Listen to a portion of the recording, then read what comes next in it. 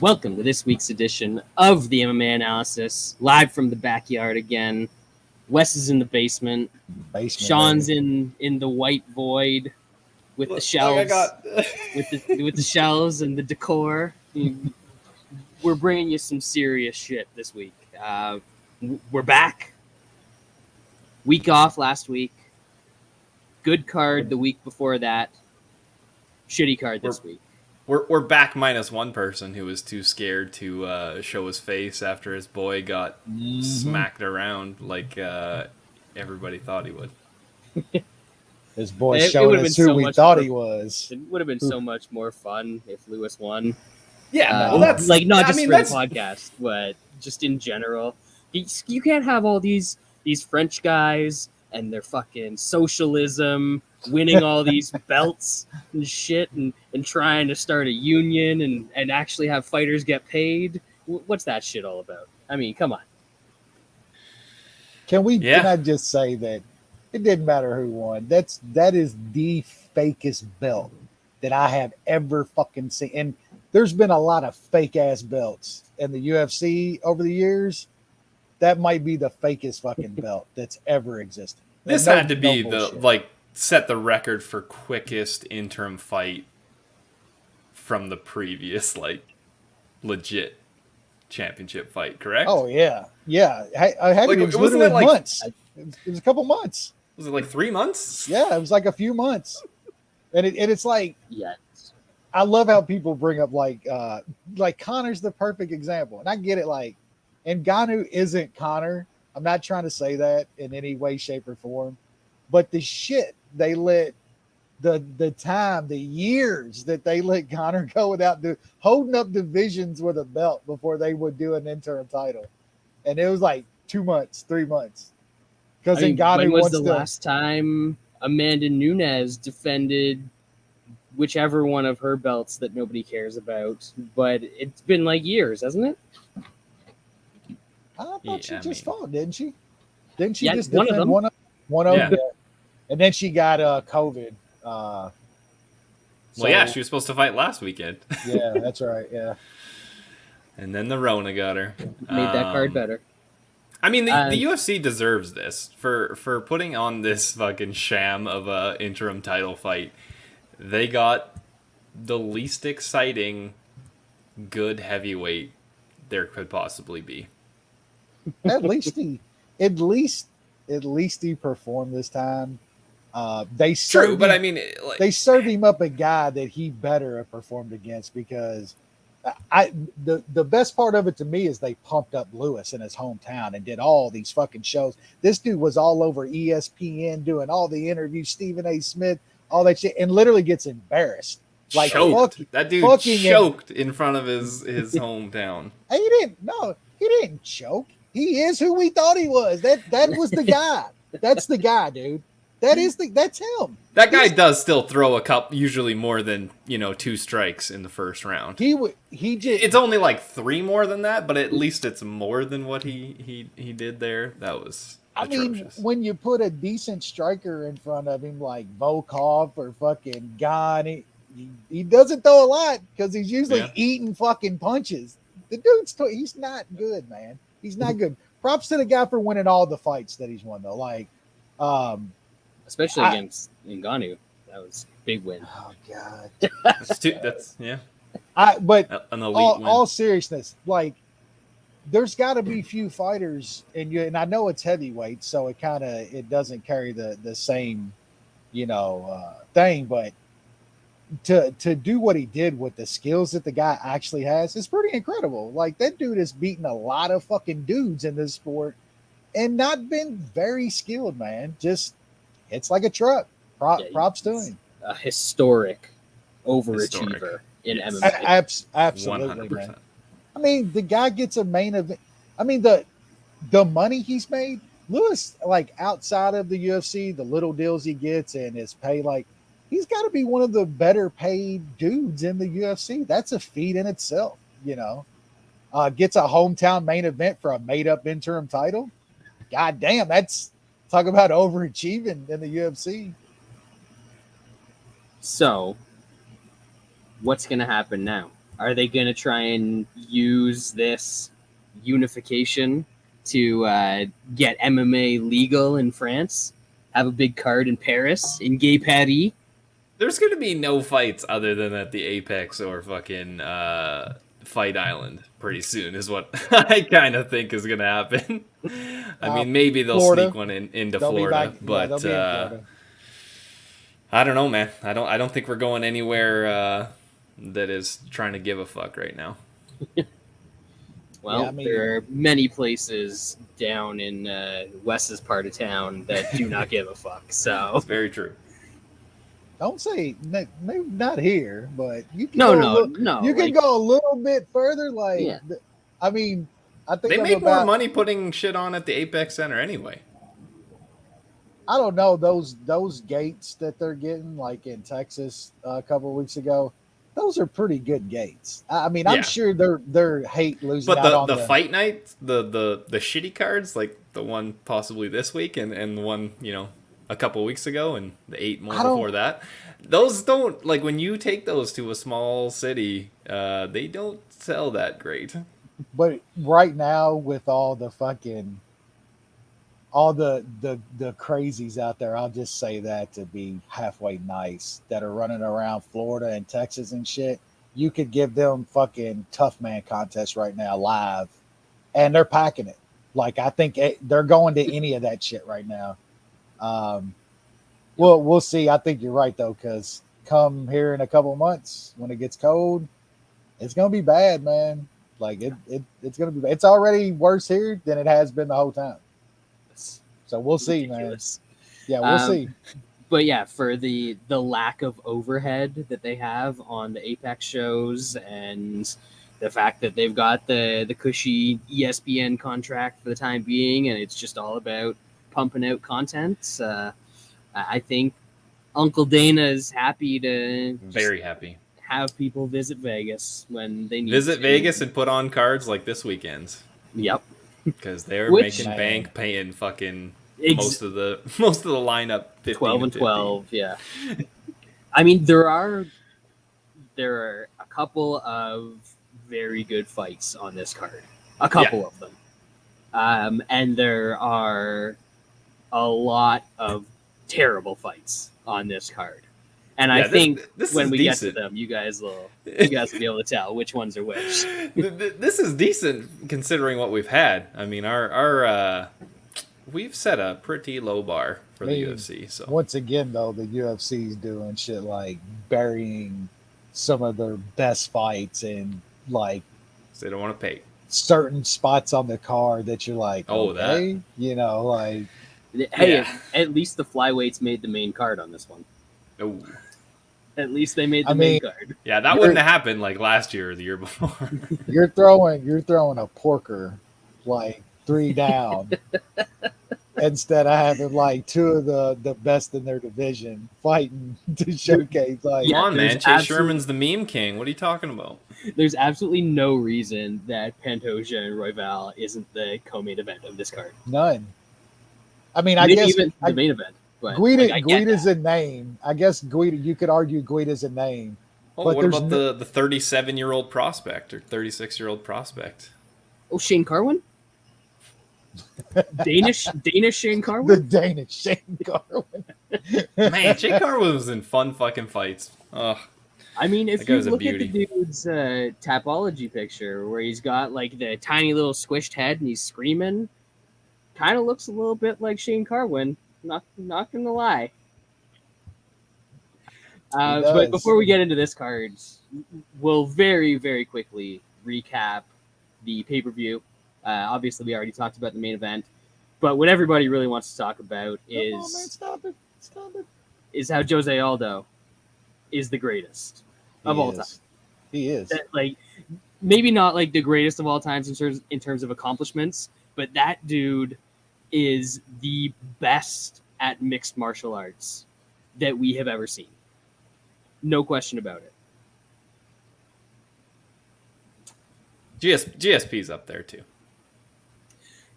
GSP was very good, better than very good. GSP was like immaculate at being able to mix things and transition between things.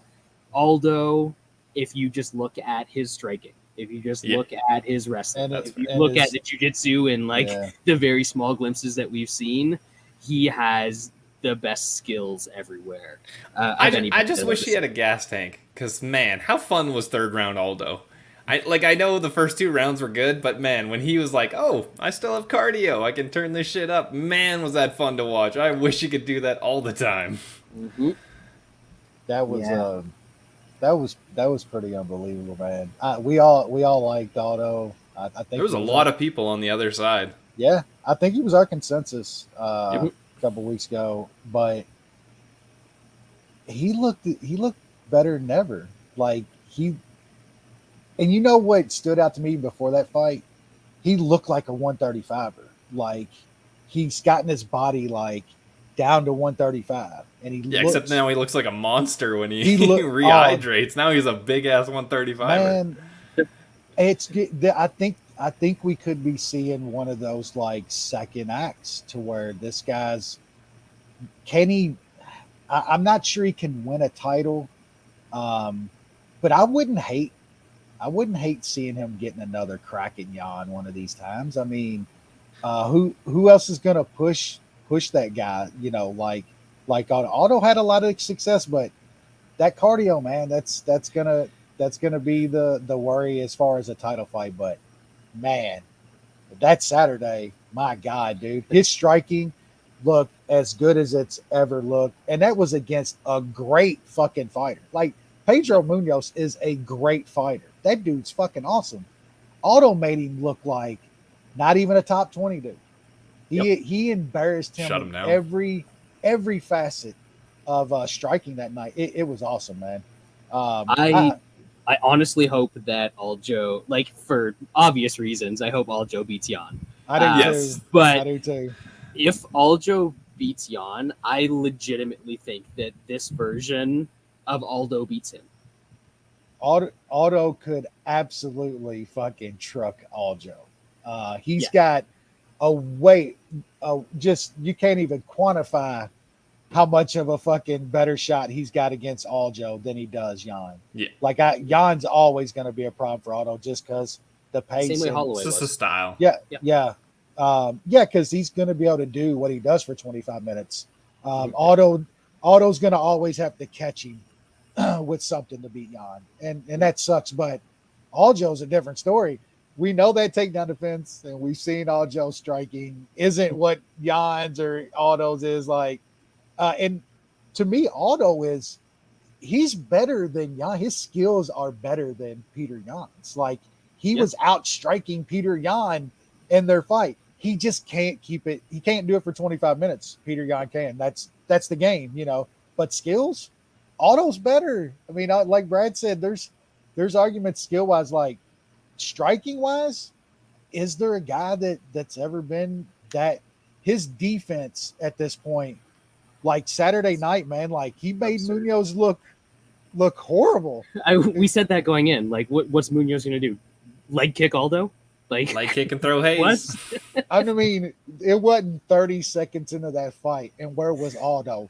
Left hook, finishing everything. Left hook to the body. Left hook to the body, and I was just over here like, ooh, it's just like that shit was Aldo going to like later in his career, like he went from those leg kicks, like his body work now. That's his leg kick. His body work is insane now. You don't see many dudes that work the body like Aldo does at this point. And he even got some leg kicks off. He hit some really nice leg kicks on Munoz in that fight too. Yep. Anyways, enough about him. He's awesome. We'll watch him. So great. We'll watch him fight any day. Another dude that I will watch fight any day, Vicente Luque. Just quick work of the Chiesa. Sean, you called it. You got the big ass number. I didn't get the big number, but thanks, Sean, for talking about that. Yeah, that was nice. I mean, Chiesa kind of looked good and made a dumb mistake. I feel like he's done that in the past. We kind of thought he might have got that out of his system, and he did not make a very intelligent decision, and he paid the ultimate price. And I quite enjoyed that. Anything to add on that one, Wes? Just, man, Luque is incredible. Luque is absolutely one of my favorite fighters in the sport. And I think we kind of all hit it kind of perfect in that fight. We even said that if Chiesa got Luque down, it wasn't a guarantee. I think I saw a lot of people on Chiesa in that fight. Same with Munoz. And I think that's what they thought, that he was going to get one takedown and that was a wrap. And we all said that, man, that's not a wrap. Like, Luque is good on the mat, but to choke him like that was some special shit, man. Luque's great. That dude is awesome. I thought it was going to take a little bit longer. I thought Chiesa was going to have to get a little gassy, but he just decided or to hurt. or hurt. Yeah. Yeah. It's awesome when violent guys win big fights. I mean, we saw it with Gaethje kind of turn around. It's awesome seeing guys that finish damn near every time winning big fights, because then they get better fights. It's awesome. I don't think we need to talk about Torres and Hill. No. I didn't watch it. I'm not going to watch it. I don't think it went to decision. That's the important thing. Song Yadong, Casey Kenny. That was pretty good damn fight. I don't really care about the decision going either way. I think it was close enough that could be fine.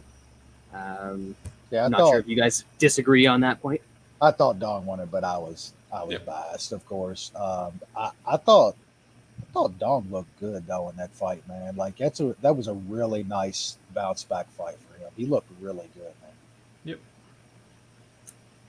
My boy Bobby Green, he did he did almost what I thought that he was gonna do. Just got started a little too late, but man, great fight. That was awesome. The judge that scored the third round for Viziev. Oof. Yeah, that's bad. Happy to see you. There was some crazy some crazy cards on this one too, man. But what a fight, man. Like, holy shit. Props to Bobby Green, dude, for staying in that too. Like, hell of a third from him. Yeah, crazy good fight.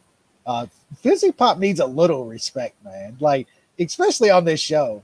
Like, that was a I was going to ask Brad, is fight, he, man. That was a hell of a fight. Yeah, did you get anything extra from Fiziev, or are you still no, still poo-pooing Bobby him? Green gave him like 20 free kicks in a row, and he did fucking nothing with them. He's just a little bitch. He's a little bitch. He's got a beard. He's got a stupid hat. You guys know how I feel about the guys with the beards and the stupid hats. Like, I mean, come on. What do you want from me? No respect. That was a good fight, and he's fun, man. Yep. That dude's fun, bro. I want a rematch. 5-round rematch. Then, if he wins that one, I'll give your boy some respect. Next up, don't remember this. Vince Morales beat Draco Rodriguez. Sure, that seems like a thing that happened. Menafield somehow didn't absolutely murder Ed Herman. Couldn't finish him. A very injured fucking Herman.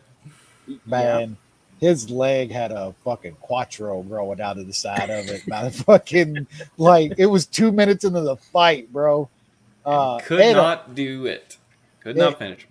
You talk about applesauce cup, bro. Like, there's no way Ed Herman's going to be like Steve Martin on Dirty Rotten Scoundrels. They're going to have to put a cork on that dude's fork because he's going to be brainless by the time he's like 45, bro. Like, seriously. That man, I don't know what he's made of, dude, but Menafield put fucking the shit on him and couldn't get him out of there, bro. Ed Herman's just different. He's too tough for his own good. Just way too tough for his own good. Exactly. Yep. Absolutely. Armbar from guard. Oh, God. Can we move on from that? I should be, like, smacked for putting money on We all either talked one of about them. it. I fucking bailed. I was like, nah, I am not putting money on Koala Bear in 2021. And I even put it on the fucking wrong washed motherfucker. I even feel worse. Like I should be smacked for having any dollars on Terrible. that shit. Terrible. The Cape case. Woo! About time. Finally getting one of those highlights out of him that we've been waiting on for a while now. And yeah, that's worth it. This was a good matchup. We said that we thought we were getting a discount on him here after close fights against good fighters and decisions that didn't go his way, and turned out that was the case. Yep. Yeah, good performance. Both of this fight and the next one, I think we all had that parlay and thought both of these guys were just priced way too low, man. Yeah, next one, another highlight for Miles Johns. This guy seems like he shouldn't have any cardio in the third round, and yet he keeps demolishing dudes in the third round. It's pretty impressive. Yeah, that was a clean ass knockout. That's for damn sure. Yeah. Miles Johns is he's long and he uses it well, man. Like I like Miles Johns striking when he puts it together. It's pretty nice. I prefer guys that are thick and use it well, but we'll get to that. We will. Yeah, we will. Yeah. The next two fights, Melissa Gatto got doctor stoppage because of a broken arm, and Johnny Munoz Jr. choked Jamie Simmons 5 seconds after the over 1.5. Ooh. Yeah. I don't care about either of those. Nope. So that does it for a couple weeks ago. Moving on to this week. Obviously, there's PFL happening right now. The only time I ever actually watch PFL is when we're podcasting. Yeah, if we record on Thursday nights, I've got PFL on. If we record on Wednesdays, I do not watch it on Thursday. So, I mean, good for you, PFL. This card is awful. Yeah, this card is probably the worst they've ever had. It's really bad. Yeah, I did see the Cooper Rory fight last week, so I lie. I see the occasional fight, but I also turned that one off about 8 minutes into it because it seemed pretty obvious how that was going to go. Bellator tomorrow, headlined by Sergey Hey, it's headlined by a 2006 UFC Pride crossover dream fight. Czech Congo and Sergey Haritonov, baby. Combined age 123 years old. It's crazy that those guys are still fighting at this point. I mean, I didn't know that Congo was like 46 or something already. Has he been outside of the UFC longer than he was inside the UFC at this point? Like he's been outside for a while. Gotta be, right? Yeah, he was one of the first guys that went over to Bellator when they started kind of grabbing free agents from the UFC. Yeah, I was looking at that, and I knew that he was 40 or something, but I was like 46. What the fuck? That's crazy. Yeah, that's Haritonov's been deading some dudes lately. Man can still punch, so that's all I'm saying. He's been at each basically the same. It'll be a little bit more in Bellator because he started in 2006 in the UFC. He fought for Bellator in 2013. Damn. He had 18 fights in the UFC, and this is going to be his 17th fight in Bellator. That's crazy. That's crazy to think about. Man. He had some time flies, man. He had some fun scraps in the UFC, man. Yep. Really absolutely. Scraps. Yep. Doing that, coming out to the ring, that's my biggest memory of Czech Congo, other than the Barry fight. Yeah, the Barry fight is one of the best fights. The Velasquez fight was good too. Yeah, but the Barry fight was just that's one fight that I literally, you're like jumping up and going, oh shit, over and over and over. Like, yeah. He used up all his fun in those two fights, and now he is what he Then he was like, fuck this. Pretty much. There's about 3 other people on that Bellator card that I can name, so that's a real strong co-main event was probably offering. the best fight, and it got canceled. Yep. Boric, yeah. Yep. Yeah. So yeah, good. Bellator, good for them. Bellatoring. But we are here to talk about the much better UFC Vegas 34 Fight Night 782 Fight Night Cannonier, Crystal Cannonier against Kelvin Gastelum. Couple good fights, as we said earlier, but we're going to start off with maybe not such a good fight. Welterweight division. We've got Ramiz Brahimaj taking on Sasha Palatnikov, the UFC's lone Hong Konger. Hong Konger? I think it's Hong Konger. Might be Hong Kongian, but I think it's Hong Konger. Sean, what do we got here? Not a whole hell of a lot. These guys are both pretty bad. Palatnikov, the guy he beat in the UFC, is not good. But then you got Brahimaj, who has lost to shitty guys on the regional scene in LFA. So both these guys are not good. Palatnikov does throw a decent amount of volume when he's not getting taken down. I think it comes down to if Brahimaj can take him down, he probably subs him. If he can't, then Palatnikov probably knocks him out or gets a decision on the feet. So I'll pick the underdog. It looks like that is Palatnikov right now, but yeah, I would not want money on anything like this. Wesley? Well, first off, I just want you to know that I turned down going and playing pickup basketball with LeBron James and Anthony Davis tonight. So, well, because they usually only play 48 minutes, but you usually go for a solid 12-minute quarters. You usually go for 96 minutes, and they're not ready for that. They don't have the cardio. I had tape studying to do, so I had to turn them down. You know, it's the off season. You can't run those guys that hard. Did anybody get a screenshot of that exchange? I don't think so. I hope so. Well, Lance got the screenshot of the tweet that was deleted, and then the other ones. I mean, the response was so absolutely incredible. At this point, man, I'm just not even sure this guy's not a robot anymore, man. Like, there's just not more cringe in this world than that dude, man. I mean, when they put the new spine in him, it was one of those robot spines, and it's like it's crept through his nervous system, and now it's just taking over. When his brain. Yeah. No, when he got the vaccine, everything was activated, son. It was it was over from that point. MMA Twitter is just a gold mine. That mine has been goading for like years, though. Like it's we're taking diamonds out of that shit at this point. It's been some fucking comedy over the years. Yeah, I don't have anything here, man. These guys are both terrible, and I'm not wasting my money on it or even trying to give a pick. I will take the underdog and Top Master, so we can move on. Smart man. I'm going the opposite way of you guys, and I actually feel pretty good about it. Oh shit!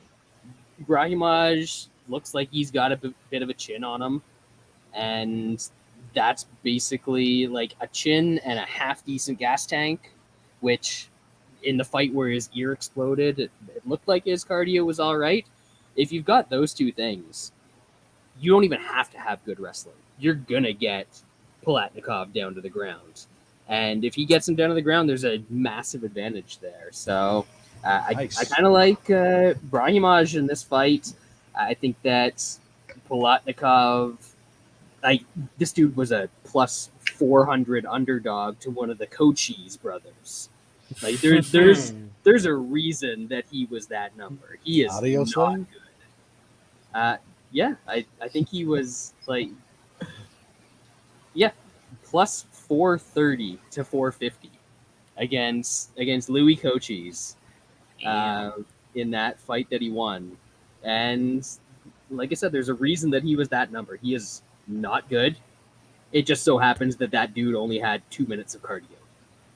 And anybody that has more than that and any sort of skill set, I think is going to beat him.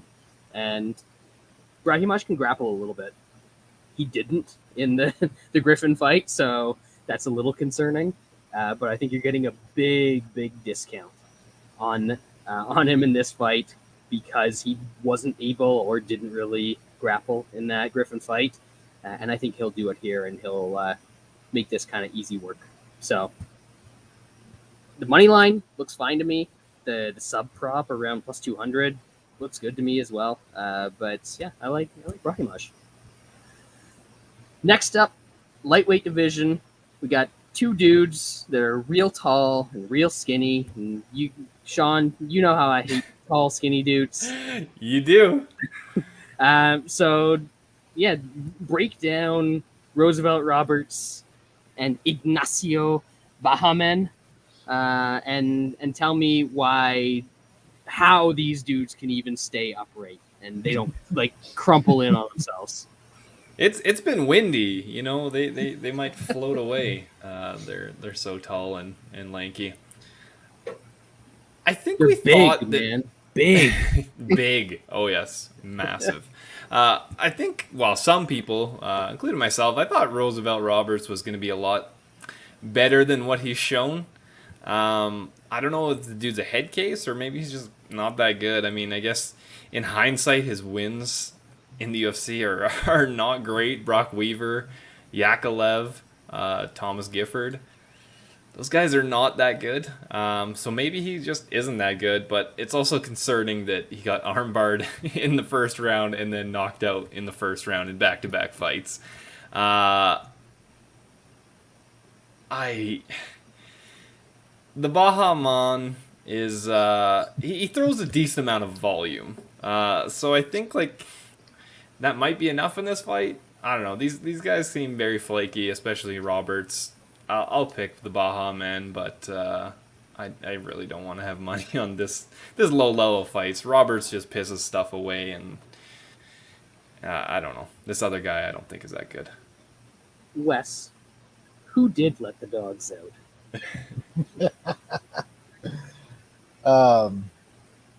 Yeah, I kind of agree with Sean here. I just don't think much of Roberts. I did before. I think we all thought he was going to be a little better than what he's turned out to be. I don't know if I want my money on the old Baja man. I'm not sure I can let the dogs out of my wallet on this fight. But I do kind of favor him here, man. I think he can put the pressure on Roberts to where Roberts might be the more skilled guy, but he's almost fuck. I don't even want to sully fucking Bobby Green's name with comparing him to Roosevelt Roberts, but that guy does just put himself in bad spots, man. If I play anything here, I might look at the old Baja man inside the distance, or I know his sub is like plus 1,400.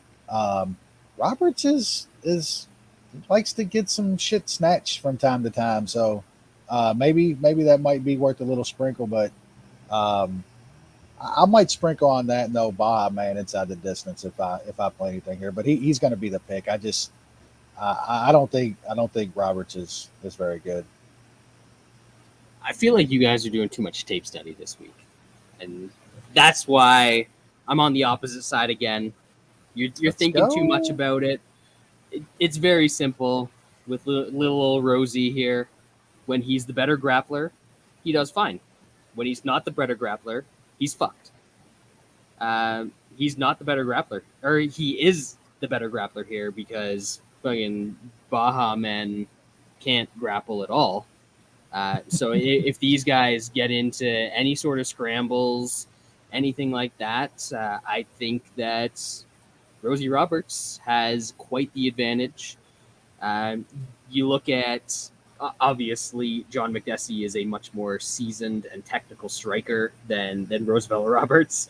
But the fact that everyone's like, oh, man, he's so tall. He's got such a long reach. His range is so good. And then he got beat up by a little midget for 15 minutes in his last fight. It tells you that he's not all that great at using his range. I'm allowed to say that, all right, as a short person. I'm allowed as a little person, Brad. I'm allowed to use the M word, all right? But when he's in there with a guy who is a similar height and length to him, I think that's something that is going to be much more unusual for him and making his skill set work than it is for Roberts. So I just think that at some point he's not going to be able to maintain the distance. These guys are going to close in, and Roberts is just a significantly better grappler, and I actually see him probably finding a sub at some point in this fight. Wes, I know you said that you like the little sprinkle on the Bahamondes by sub, but I'm kind of looking more at the Roberts sub line around plus 350. I think that might have some legs in this one, but yeah, I do favor Roberts here, and the line keeps creeping down. So man stuns him, grabs his neck. Yeah. I said he got knocked out. I guess he did get choked after he got dropped. He got choked up there. That's what's gonna happen. By Kroom. I don't know. Is Kroom's a better grappler than he is? I don't know if it mattered in that fight because getting cracked by Kroom is not great. Yeah, Kroom's just one of those dudes that he's been on the regional circuit for forever, and he's like a sub or B sub kind of guy. He's like what who's the dude that trains at Glory now? The one that out wrestled Charlie Rose. Oh, the one that everybody's hyped up about his cardio after he choked out. That guy. He's like the other version of that dude, except actually a little bit better because I think Derek Minner. Derek Minner, there we go. Because I think Kroom actually beat him on the regional circuit at one point. So kind of like that. He does have a good, dangerous grappling game. Just he's so aggressive that he's got those kind of holes. But in a 20-second fight, there's not really a lot of time to see any holes defensively. Anyway, moving on to the people's main event of the evening. We've got the water buffalo, Fabio Cherant, but fuck him, he doesn't matter. It's THICC Willie season, boys. Heck. He's back. He's back for vengeance. It didn't go so well last time. THICC Willie is all about the hashtag Stop Asian Hate. He supported the movement in his last fight. Props to him for that. And yeah, I mean, now against a man of the same race, it's done for Fabio Cherant. This is not going to go well. THICC Willie's just going to mushroom slap him all over the place. It's beautiful. Sean? After that last fight, I did have to pull one C off of the name. He's only got two now. He had the three C's in the THICC William. That's fair. I don't know what happened in that fight. I don't know if he just completely didn't expect Jung to grapple and take him down, because that did not look like our THICC Willie. I think he's gonna go for takedowns against Cherant, and as we've seen with Alonzo Menifield, I think he's gonna get him. And once that guy's on his back, he's not gonna throw up much, or I think he's gonna have a tough time getting out from under that THICC Willie. So I got THICC Willie to win. I don't know if he gets a finish, but I might put him in a small parlay. Wesley. Yeah, I mean, after watching the Unhung do that to a man as hung as THICC Willie last time, it puts a little scare in you, man. I do think this is I don't know. I guess it's a better matchup. I thought the last matchup was just great for him, but I guess those things happen in MMA. Yeah, I think he can get takedowns here, man. And I think THICC Willie, when he's on top of people, he lays hammers, man. He doesn't fuck around on top. So I think he can get some takedowns here, and he can land some ground and pound. So I like THICC Willie inside the distance. Probably by KO. It's probably how it's going to happen, ground and pound. But I'll probably take a little inside the distance, maybe put him in a small parlay. But I think he gets back on track here. He's got a winnable fight. The other reason that I'm not concerned, and Not a lot of people are bringing this up just because they don't go as in depth in the game as we do. But the Venom Shorts curse, it goes both ways in this fight, baby. That those balance issues, they're going to happen for Fabio Cherant as well as THICC Willie. So I think we're good here. I mean, different levels, but same sort of issues that you're running into. So you don't have to worry about the outside trip and all of that, because like as much as you want to say that THICC Willie can't wrestle based on that fight, it was the same thing over and over and over and over again, and I know blockage. Some people will point to that and be like, "Oh, you can't make adjustments in the fight. What the hell are you doing?" It's also pretty difficult to learn a technique over the span of 15 minutes. Whenever I've done things in various sports, it's going to work on you for a while before you figure out how to do it, and that span should probably be longer than 15 minutes. So I think that, as the guy said, THICC Willie's going to get some takedowns. He's going to pound out Fabio Cherant. Just make it a real rough night for him on top. It's going to be like, when he's got some of the ladies in the back seat of his Honda Civic, He's got the specially modified one. I was talking to my boy Dan about this, saying that he had to remove the back seats so that he could push back the front seat a little bit so that he's got room to operate in there. Because otherwise, you just have, the steering wheel would just be going every which way every time he goes around a corner because stuff's just flying all over the place. Those are the dangers that you run when you're THICC Willie. And it seems like management is getting on board with the nickname. We got not we, but Dan got a retweet from Tyson Chartier when he tweeted out that it was THICC Willie Fight Week. So we might see a nickname change in the future as well, which is big news, breaking news. Big news. Yeah. Speaking of big news, we're moving up to the women's bantamweight division. Oh, God. The greatest division in all the land, next to the women's featherweight division and the women's lightweight division on a showcase tonight at PFL for Bia Malecki and Josiane Nunes. Sean, are these in fact real people? Allegedly. I could have swore these were Invicta fighters, but I guess they're where they are. It's going to be funny if the chick that has a 7-inch height advantage and the 7-inch reach advantage gets knocked out by the other chick. Because the other chick does knock people out. Yeah, I really don't care. I'll pick the newcomer because usually these kinds of ladies, eventually they fight somebody that can do something and they lose.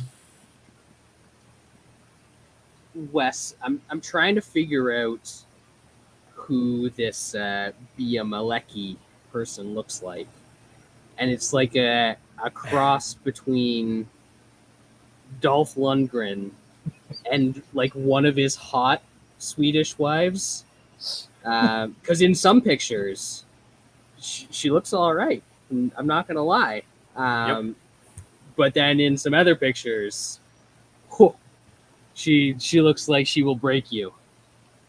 Could she be one of Dolph's long lost daughters?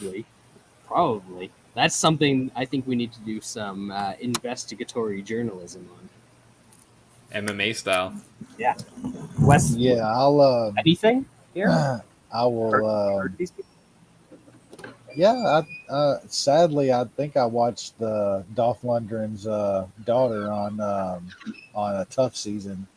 I believe that's where she's from. And That's why I haven't seen that. She kind of sucked on there as far as I can remember, but I think there's not a ton of talent. There was a ton of talent on that season. Yeah, I have no idea here, man. I'm probably gonna pick her because she's got some experience, trains at a way better gym than this other chick. So I'll pick her, I guess, but I don't want any part of this one.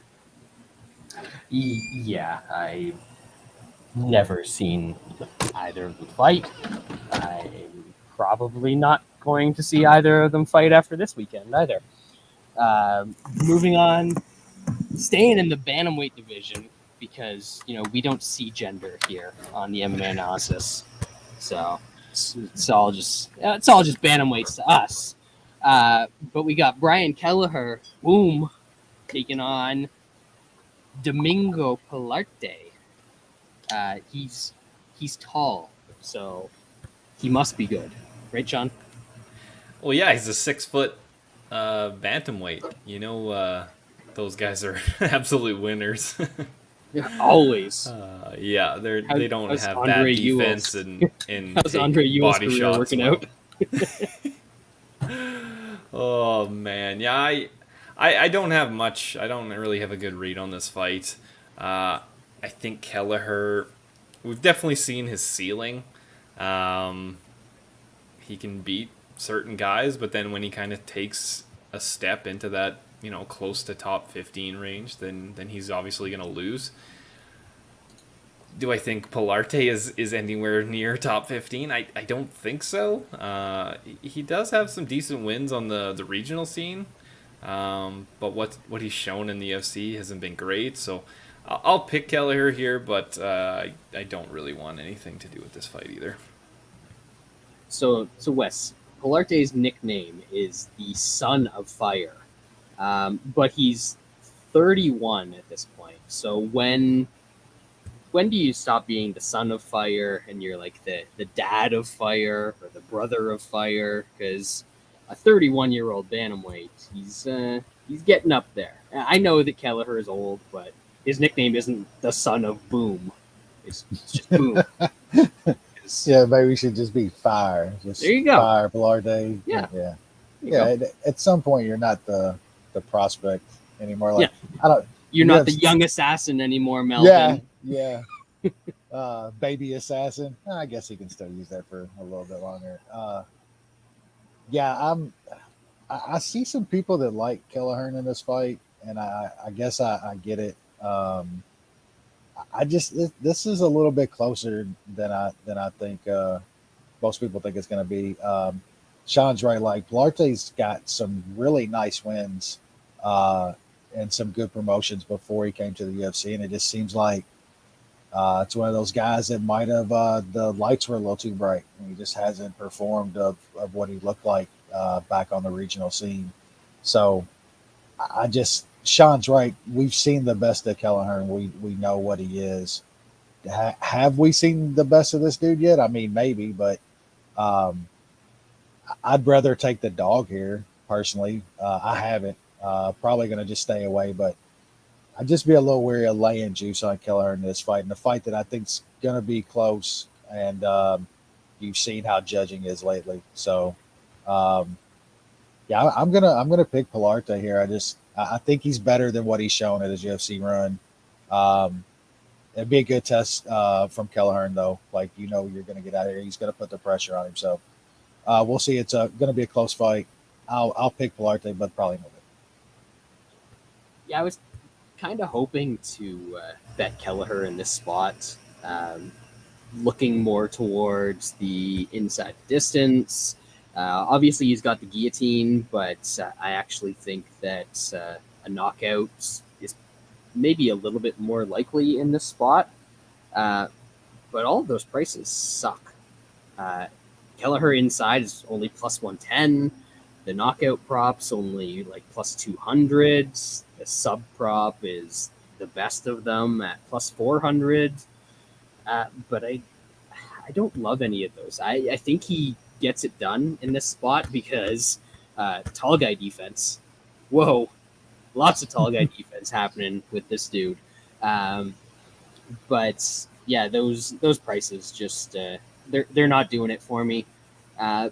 Maybe I just end up playing Kelleher straight, but as Wes said, this guy has looked good against some decent fighters, Adrian Yanez on the regional circuit and in some of his previous fights. So maybe it's enough to scare me off, but I do think Kelleher gets it done. You look at the list of guys that he's lost to, and it's like top 15, Stamen, Ricky Simone, who else? Didn't he lose to Yuri Alcantara at one point, or did he beat him? Yeah, like rarely gets like completely outclassed against any of those guys too. So he's tough, man. He's so tough. I have to think that Kelleher gets it done in this spot. Lineker, Vera were the other losses. He actually he beat Yuri. He beat Yuri Alcantara. That's the first time we saw that guillotine. So yeah, I think this is well within Kelleher's abilities before he creeps up into that next level where we've seen that he doesn't belong in the top 10, top 15 sort of bantamweights. So I think Kelleher gets it done here. Don't love the prices on the props though. Next up, a fight that I have no clue about, and I'm going to give you guys nothing here. Luis Saldana taking on Austin Bingo. Sean? Yeah, I don't have too much here either. Both these guys have pretty sketchy takedown defense.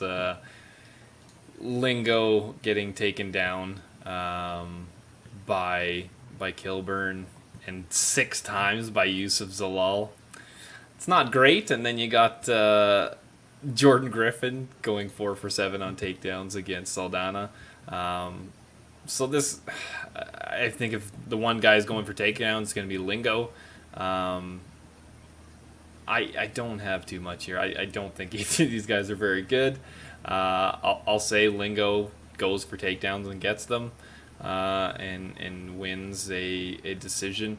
I know Saldana's got a shit ton of finishes, so he could be in danger, but I'll pick Lingo. Wes? Yeah, I think Lingo's the slightly better wrestler here too. I think he can get the takedowns, man. Sean's right. Both of these dudes are their takedown defense is pretty shitty. Saldana, I'm not. He's got some okay wins. His past couple times, I guess Jordan Griffin's an okay win, and Vince Murdoch. He was just on The Ultimate Fighter as well, but. He's been around. That's a pretty decent win over a veteran there too. But yeah, I think Lingo's going to be able to get takedowns here. Plus, he's a dog at this point, so I'm definitely going to pick him as the dog. I probably can't bet anything in this fight. Dog or pass though for me. As I said, I've got nothing. But if both of these guys have shitty takedown defense, if I was in their corner, I would say, hey, go out and shoot a takedown. You'll probably get it. And that's probably going to win you the fight. But that's about it. Moving up to the main card, and somehow we go from that fight to Alexandre Pantoja and Brandon Royval, which is a fucking awesome fight. Maybe the best fight on the card. The main event's good, but this is the fight that I'm most looking forward to on the card. So, I think this is going to be typical flyweight awesomeness. Sean, what do you got for us? Yeah, this is going to be a fun fight. Royval pretty much forces fun fights, and I feel like Pantoja's damn near almost always in fun fights as well. Gotta love just them trying to get rid of this weight division and then bringing it back. Like you said, I think this is probably the best fight on this card. I like Royval. I played him against Moreno. I know some people were feeling happy that we're on Moreno there. That was going to be a good fight until his shoulder injury happened. Mm-hmm. It sounded like that was kind of a common thing with him, so that's a bit worrisome going forward. Some of these guys have weird shoulder things where they just pop out randomly. And so that's kind of dicey trying to back that guy. I do think Royval is going to push a pace. Pantoja's cardio is pretty decent. I think there's only been a couple fights where he's kind of slowed down a bit in the third, but I think Royval kind of makes this a crazy fight, and when he forces guys into those fights, I think they become close fights. Even though I think Pantoja is the more skilled fighter, the takedown defense is a concern. So I think if Pantoja's smart, he'll go for takedowns. I don't think Royval's going to sub him, so hopefully he doesn't try to throw up just dumb submissions from his back. He just hopefully gets back to his feet. And, but yeah, I have a couple units on Royval at plus 145. I might hedge off of it a little bit off of it, just because I do think Pantoja is very good. I kind of expected this line to be a little bit closer, but I still think Brandon Royval can make this a close fight. Wesley. Yeah, I'd probably get to hedging a little bit. Look, I like Royval, man, and you're right. He makes just about any fight fun, but the problem is, like, Pantoja can thrive in those fights too. That guy can fight that style, or fight the style he's kind of been lately. He's been more tight and technical. And man, like, Royval's going his back in this fight. Like, he's gonna be on his back, probably multiple times in this fight. Like, and he doesn't. But even if he had okay takedown defense, Pantoja gets guys down. Like, the guy's got really good takedowns. I think he's more technical on the feet. Like Royval hits from wild angles and lands wild shit, but man, Pantoja's hands are just all around more technical and better, in my opinion. Cardio has been better lately. Yeah, I just see all the advantages for Pantoja in this spot, man. Now, could Royval pull off something crazy? Yeah, like, that's why we like that dude. But you're right, man. For his shoulder to go out like that and stuff, that's not good. Once shoulders start doing that, they're very susceptible to doing that stuff over and over. So, yeah, I like Pantoja here. I haven't played anything yet, but he'll definitely be in a parlay that I put together. Yeah, I also like Pantoja. Sean, I know we talked before the podcast, and you said you had a bet on Royval. You didn't say that it was a couple units. I mean, 2 units. Whoa, now. I know. Whoa. But yeah, I like Pantoja. A lot of what you said is correct, and the first worry and the only reason that I don't have Pantoja in a bet already is because Royval does push that pace, and he does make guys uncomfortable in there. But thinking about it more, I don't think that's going to bother Pantoja. I think he's going to be able to answer everything that Royval does, and at some point, Royval is going to kind of run out of ideas in this fight.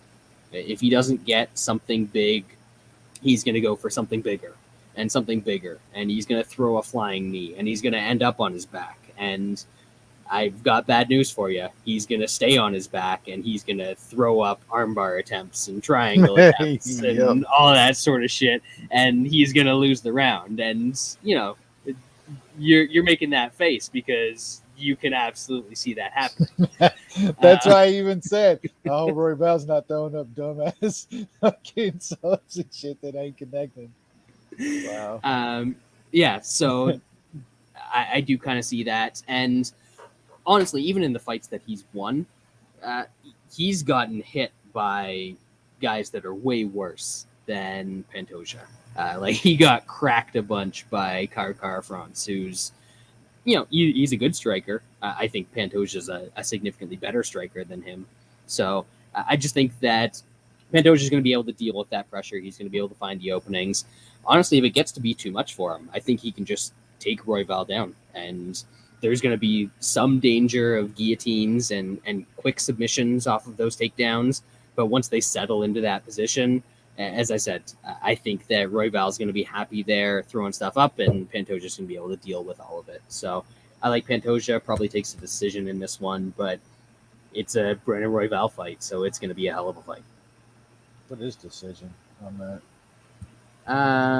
Decision is plus 165, plus 180. Yeah. I'll be taking some of that. Yeah, I don't hate that, actually. Next up, we are in the lightweight division. We've got Mother Hubbard taking on the QAnon master himself, the Prince of Freedom, Vinny the Pickle Fucker.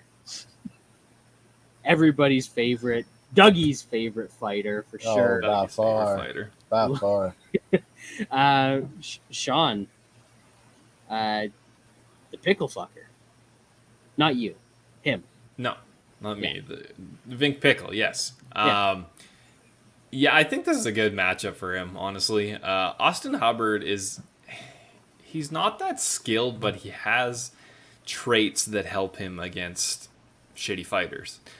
He's got decent cardio, he's got okay wrestling, and against terrible guys, and he's also fairly durable. So he likes to get hit, and then guys, when they can't put him away, they get a little tired, and then he's kind of able to take over. Vink Pickle is a much better wrestler. He's going to be able to take Hubbard down. I think he'll be all right on the feet. I don't think old Vink Pickle is going to get a finish because Hubbard is pretty tough.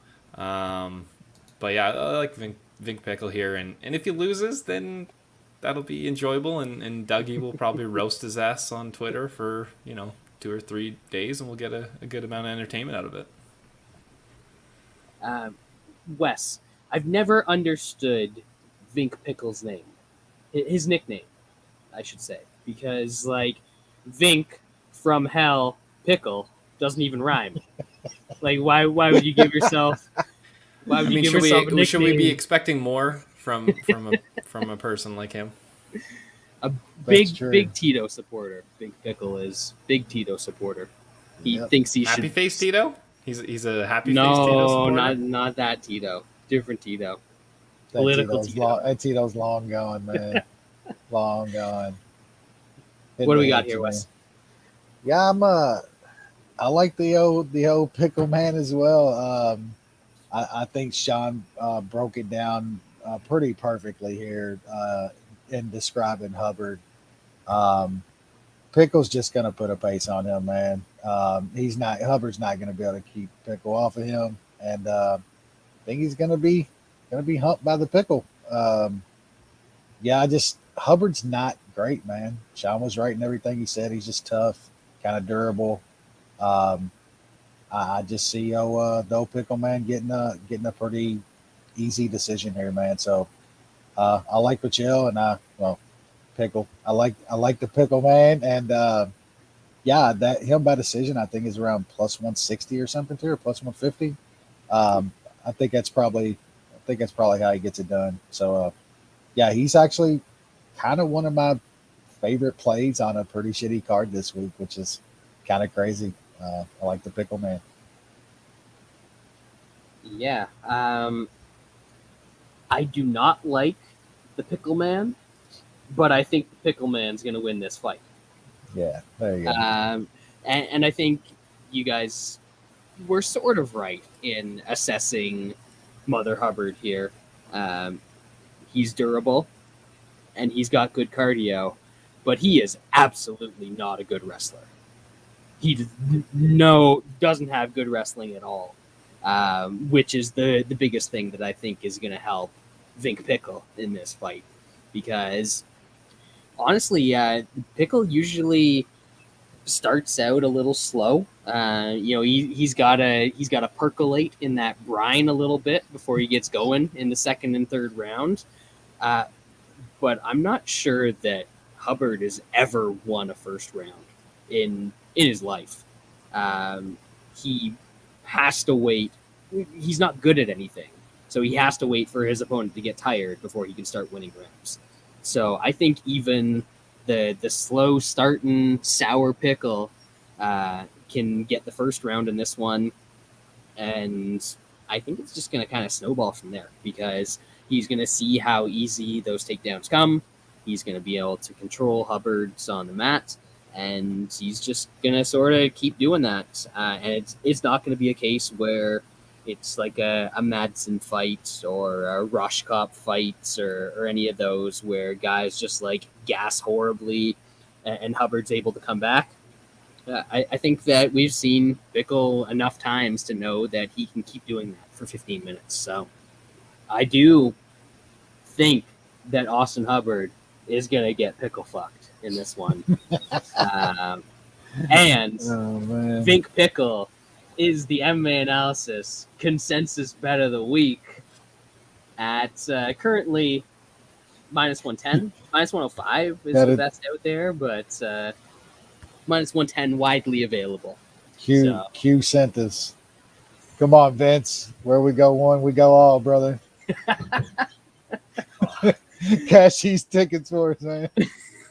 That's give right. Give you the sign, Pickle. Come on, we're brothers. Jesus. Oh, God. Wes, hey, you you can't do that where you live. People are going to believe it. Like Sean says, even if we lose, we win. And absolutely. It gets no better than this. If that piece of shit loses, so be it. If he loses, we're never going to let him hear the end of it. No, Dougie will come back out of his retirement, his hibernation, and be all over that dude. That'll be fun. That'll be something to pay attention to for sure. All right. Bantamweight division, we've got Trevin Jones, the comeback knockout king at 135, taking on Sergio Kakhramonov. What? Is that a real name? Sean? I agree with your wife, Brad. That I don't know what kind of shenanigans on. There's some cock ramen going on. I don't know what the hell this is. This guy is from Chicago, I thought you Illinois. were doing an MMA podcast. You're talking about cock ramen? Yeah. I'm getting explicit. This guy's from Chicago, Illinois. Obviously. Oh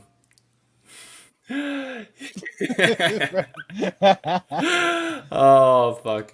So I've never seen this guy fight. He's fought on in PFL. He lost to a pretty damn good fighter. That was a while ago. That was 3 years ago now. I don't have much on him. I don't know how good Trevin Jones is. I mean, obviously he has big power, especially at this weight class. But is he good? I don't know. He was losing that fight against Valiev pretty handedly, but he's got that big power. So at this weight class, that's kind of a game changer. He's a small favorite right now. He opened as a big favorite, and people hammered the shit out of the cockrammer. Yeah. I'll pick Jones, I guess, but I guess some people are hyped up by the cockramming. Yeah, there's let's go. Yeah, there seems to be a lot of people. I think our boy Paul Shaughnessy, tweeted out about it. How they just killed this line. I have no idea, man. I don't think I've seen this guy fight. I know he beat though Asker a couple fights back in some fight league. I'm sure only Composer watches because I don't remember seeing that fight. So I just don't know enough about him. Jones has got some power, man, but I don't know what if he gets wrestle fucked here. I have no idea, man. So I guess good luck to anybody that got the plus 200 or something. I know somebody commented to Paul that everybody that tracks plays and tries to put plays out are absolutely going to be tracking this guy at plus 200 no matter what they got. Plus 250, baby. Yeah, there's everyone on the Capper Tech or fucking Bet Tips. It's all going to be plus 200 or over. So I don't know. I guess I'm going to pick Jones just because I've seen him fight. I have no idea. I'm going to stay away with a bet. My wife's still here. She has big opinions on this fight. Apparently, obviously. So many opinions. I mean, in fairness, she's heard of Kakhramonov. I mean, how can you not have? Just as much as I have. So I know a lot about Kakhramonov. there you Props, go. Brad. Good job. Yep. Yep. That's nice. Congratulations. Yeah, I don't know anything about this late replacement guy. I don't think Trevin Jones is very good. I've never thought he's been particularly good. And I think eventually he finds a knockout. But I kind of hope that he does. So all the people that are trying to play that non-existent plus 250 all end up losing their bets. They get cock ran. Very sad. That's right. Next up, big fight, heavyweight division. The biggest. We've got the back knee gorilla, Chase Sherman. He's taking on my boy Porky Porker in just the Clash of the Titans, man. You've got a guy who his thing is supposed to be cardio and throwing a lot of strikes, losing a decision to Andrei Arlovsky in 2021 against a guy that looks like Porker. What a hit that was. Thanks, Andre. That was a good one. Sean, what do you got here? Yeah, not only did he lose to Andrei Arlovsky, he lost the second and third round, and he was supposed to have fucking cardio. Oh, that's so beautiful. Arlovsky's just an absolute gem. Is this going to go fatty? Both of these guys throw a decent amount of strikes. Oh no, this is going fatty. It absolutely is going fatty. Yep. It's a bit like it's 2.5 at like plus 115. I would assume we're gonna get there. I'd probably just lay it on the 1.5. Yeah, laying it on the 1.5. Yeah, it's actually probably a safer way to do it.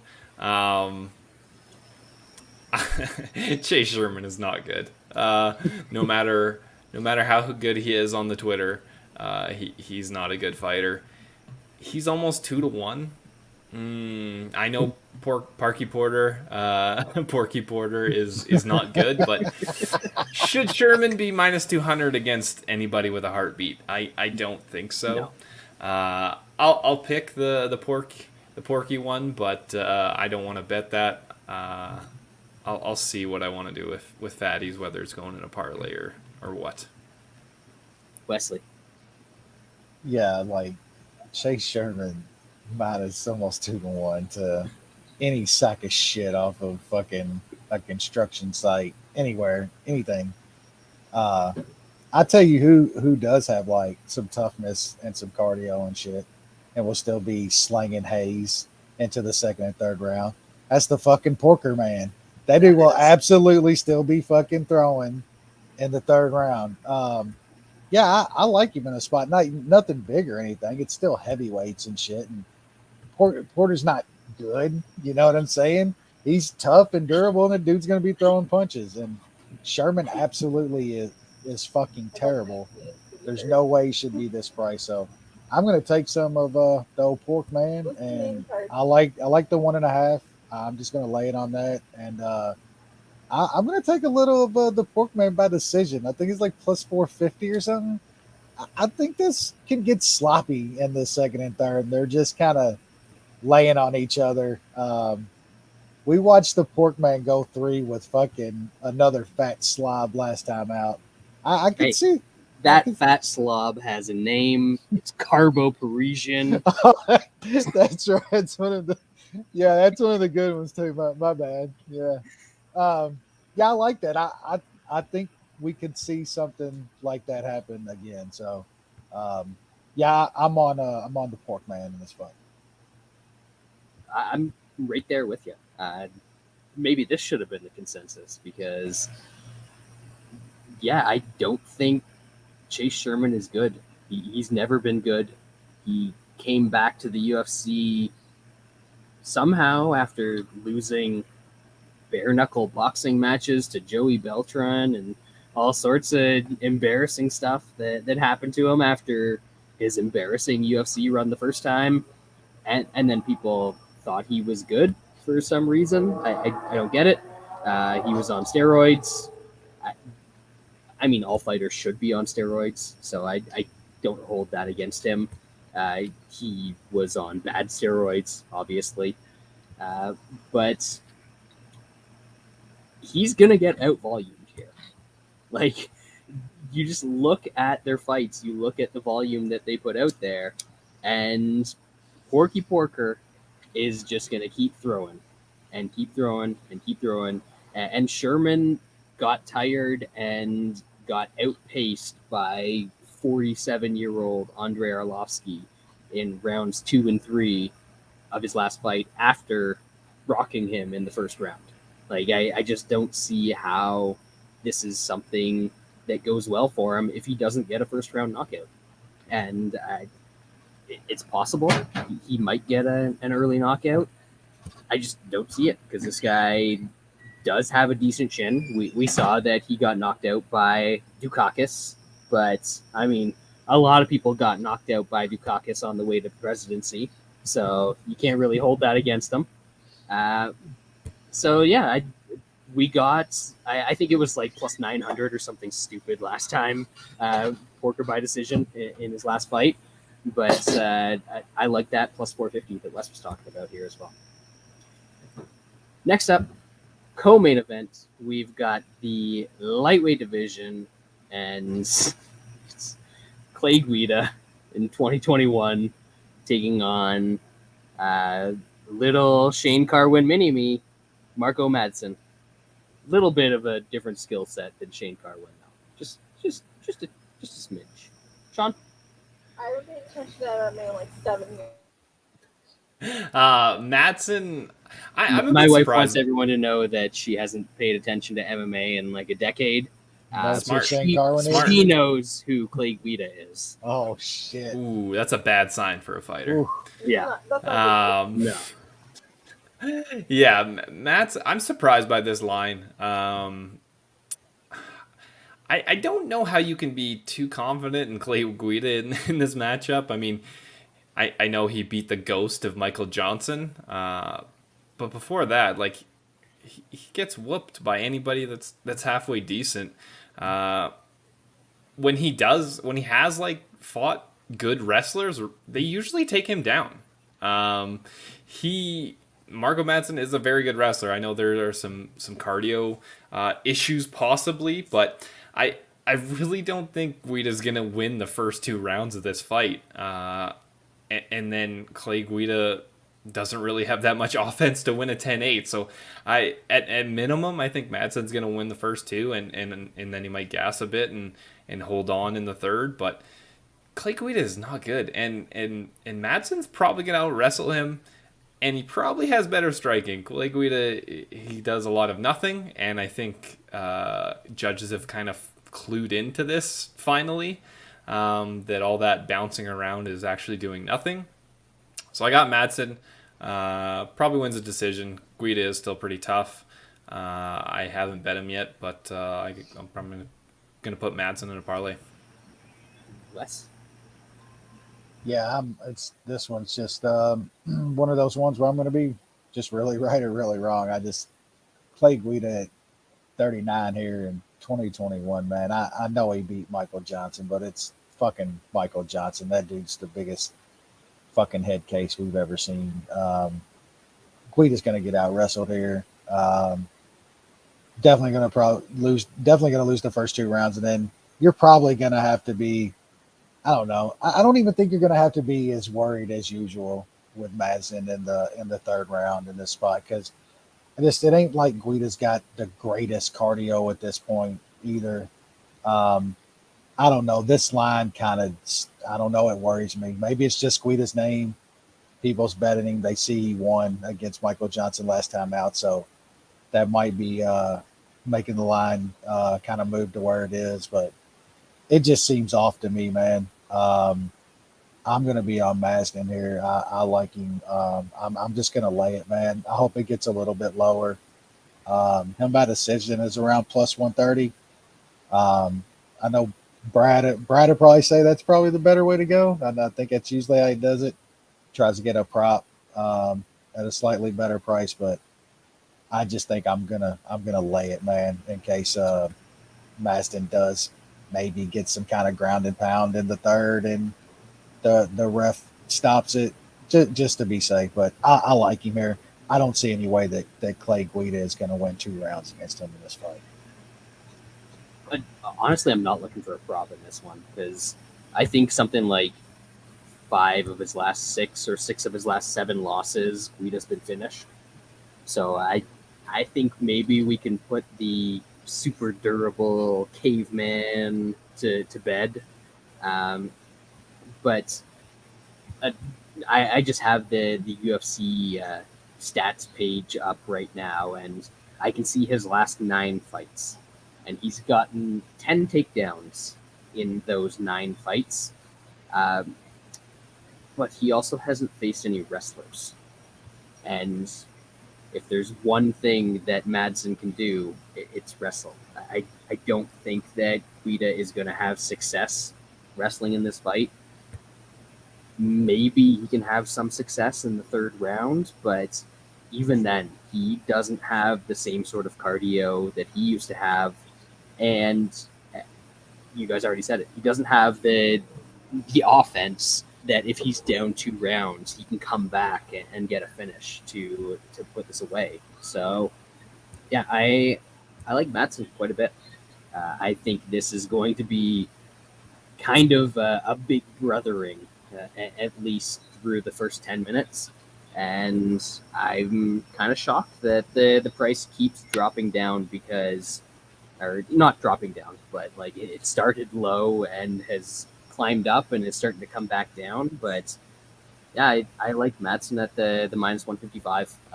I saw it earlier this week at like minus 165, minus 170. I liked it then, and that was the worst of the price. So I didn't go full Ben. I don't have a play on that terrible price, but I do like Madsen here to get a decision.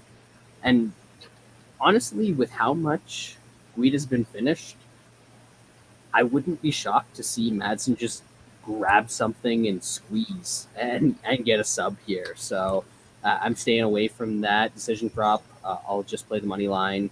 And if anything, if that sub prop gets completely out of hand, maybe a little sprinkle there for some fun. Finally, main event, middleweight division, Crystal Cannonier. The what is he exactly? Jehovah's? Is he a Jehovah's Witness? No, he's Seventh-day Adventist. Jewish. No, He's Jewish. No, He's Jewish. He's the black Alaskan Jewish person. No, that can't be right. I would know. He might have shifted. He might have shifted recently to some other. I think he's moved away from the chosen people. He's on one of those Sunday. He's on one of those Sunday things now. He's not a Saturday dude anymore, which is why it's not going to go well for him on Saturday night, taking on our boy, everyone's favorite middleweight with a little bit of extra pudge on him, Kelvin Gastelum. Sean, what do we got here? Looking back, I feel like I've bet Gastelum in pretty much every fight he's had, other than against Uriah Hall and against Izzy. I don't know what it is. I don't know if it's that belly just hypnotizing me or what it is, because I mean, the dude is skilled, but he also fights down, and it seems like fights up sometimes to his competition. We obviously did see his kind of, I would say his peak in that Adesanya fight. Taking these like last minute fights, I don't think is good for this guy. I think it definitely exposes more holes than what should be there if he had a full training camp. He got styled on by Whitaker. I thought Whitaker was done. I liked Gastelum in that fight, and I was very wrong. I'm a guy that has backed Cannonier a lot in his career as well. the dude is getting a bit old. His bones are failing him. I don't know what the crystals are telling him about his milk intake, but definitely not to take the having vaccine. the broken arm, and then he had to have another surgery on it because it didn't take right away. It's not great. Gastelum is going to have the speed advantage. I hope he doesn't get big brothered in there, because that has definitely happened before at middleweight. I know Gastelum is known as the guy that can only knock out, geriatrics. He kind of switched up his game his second last fight against Heinisch. Was able to get takedowns there. Didn't look amazing, but he got the job done. I think against Cannonier, I think if he keeps it on the feet, he's got the speed advantage to make this a close fight. If Cannonier doesn't get a knockout, it does get sketchy later on in this fight. Gastelum has shown a good chin. I know he has been dropped a couple times, but he's got really good recovery and does seem to take a good shot. So I think this fight can get interesting. There was a very bad number that was still out there about right after the Sunday after 265, and I grabbed 3 units on Gastelum at plus 185. I might hedge off a little bit of that because there are still some questions about Gastelum as a middleweight, but when you have that big of a number, it's hard for me not to keep it. So I like Gastelum to make this a close fight and possibly win a decision here. Wes? Yeah, that's a pretty good number. I don't know. I guess that number could have probably swayed me a little bit in my pick, or if I was betting on it. I haven't bet anything on this fight yet. Most people I see like Gastelum though as a dog, and I guess I get it. For me, he just ain't it, man. You talk about just a waste of talent and shit, man. He just ain't it. That just got on, and coming off another loss when he kind of got himself back up there again to the big fight, the fight before maybe a title shot, and he just gets schooled on again. Like Whitaker is like not gone like most of us thought he was, that's for sure, and he's just better than Gastelum, but man, that's got to wear on Gastelum too. Like, that guy's never going to be up in that top few guys, and he knows it. And he underperforms time and time again. I don't think the guy's dedicated enough. I think we see that time and time again. So, I don't know what to think about Cannonier's injuries, man, at this point. Sean's right. It seems like he's starting to break down a little bit, but man, if he's straight for this fight, you talk about the dude that's going to be bigger and stronger for sure, hits harder for sure. Sean's right. Like, Gastelum ain't look like powerful with close to knockout power and stuff since one sequence with Izzy. Like, that's it. Like, that's the only time. Talk about his wrestling and him looking or using his wrestling against Heinisch.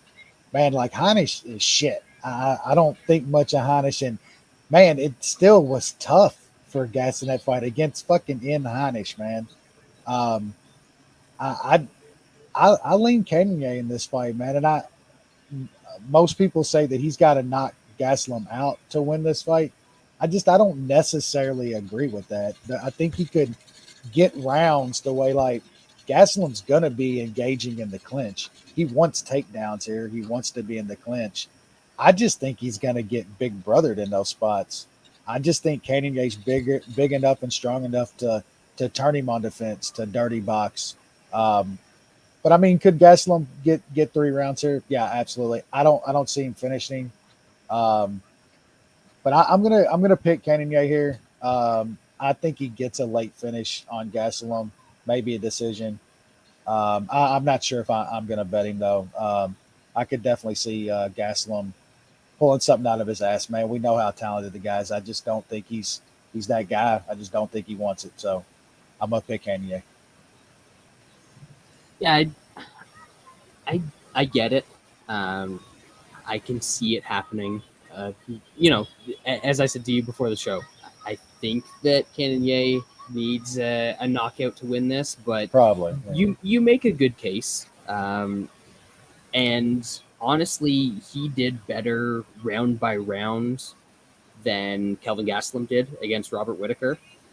So that probably says something as well. Like Gastelum just got completely blown out. I think that there was a little bit more, not fear, but Whittaker was a little bit more hesitant because of Cannonier's power. And that's probably what led to those rounds being closer. I think as we see this fight drag out, and especially if Cannonier is able to land some stuff early and not get Gastelum out of there, which I don't think he's going to do, I think that we're going to see Gastelum open up a little bit more. And I think he's got the faster hands. He's got the better combinations. Cannonier obviously has more power and can still do damage in those exchanges, so there's still danger there.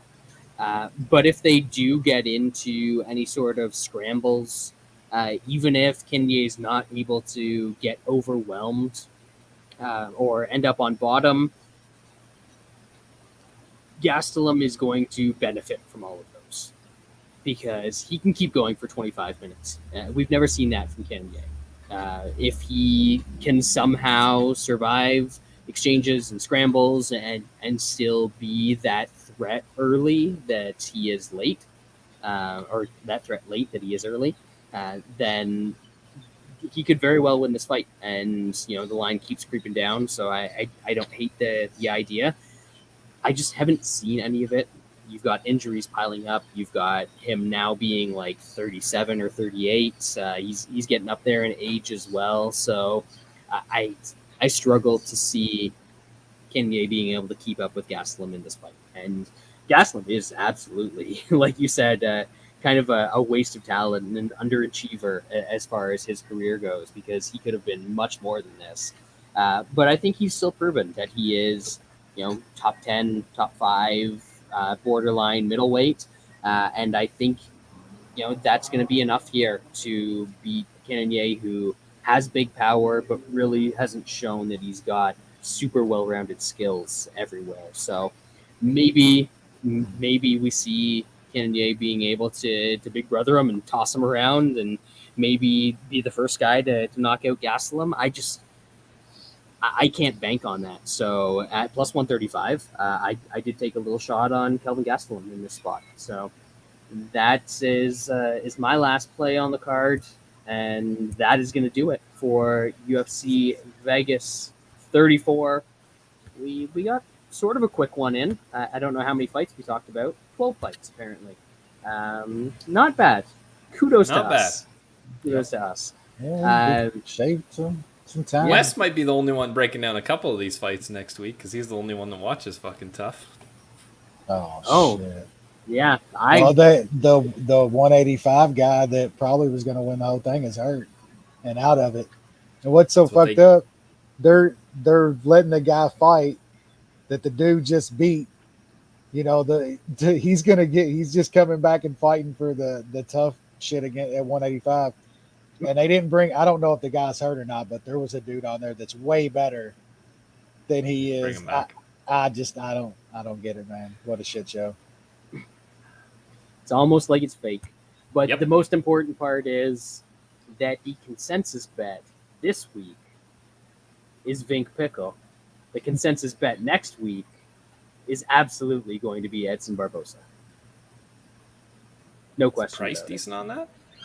Are you crazy? Holy shit! You know how much that I've pumped up Giga and how much money I've won off him. I'm going deep in on Barbosa next week, dog. Like that's like a kind of a banger for me, man. That one's silly. Seriously, that's kind of silly, bro. Yeah. It's going to be a large wager for me. Little teaser. But yeah, next week, some guys I've never heard of fighting on the main card, which, that's every week now. But some fun stuff. Main event, gonna be fun to see Giga get his shit pushed in, and Perez and Matt Schnell's fine. Damn. Oh, yeah, yeah, that's pretty Kevin cool. Lee and Daniel Rodriguez is going to be interesting no matter who wins that. then we Although I have a pretty strong lean in that one. And we also get Sam Alvey and fucking Wellington fucking Thurman. That's Terminator. That's fucking awesome, dude. What I a thought fight. that was the co-main. So yeah, it's another bad card that will be interesting. But that's going to do it for the MMA analysis this week. Appreciate you guys joining us, and we will be back next Wednesday or Thursday or whenever the hell we figure it out. We'll let you guys know.